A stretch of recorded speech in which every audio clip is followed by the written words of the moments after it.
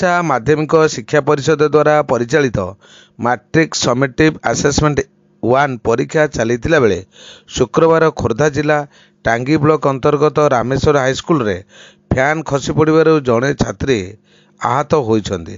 ସେ ହେଲେ ଡିଆ ପଞ୍ଚାୟତ ଭୋଇସାହି ଗ୍ରାମର ମୋନାଲିସା ମହାନ୍ତି ଓରଫ ରାନୀ। ରାମେଶ୍ୱର ମେଡିକାଲରେ ଚିକିତ୍ସା ପରେ ସେ ପୁଣି ପରୀକ୍ଷା ଦେଇଥିଲେ। ସୂଚନା ମୁତାବକ କ୍ଷେତ୍ରବାସୀ ହାଇସ୍କୁଲ ସେଣ୍ଟର ରାମେଶ୍ୱର ହାଇସ୍କୁଲରେ ପଡ଼ିଥିଲା। ଶୁକ୍ରବାର କ୍ଷେତ୍ରବାସୀ ସ୍କୁଲର ଛାତ୍ରୀ ରାନୀ ପରୀକ୍ଷା ଦେଉଥିଲା ବେଳେ ପଙ୍ଖାଟି ତଳକୁ ଖସି ପଡ଼ିଥିଲା।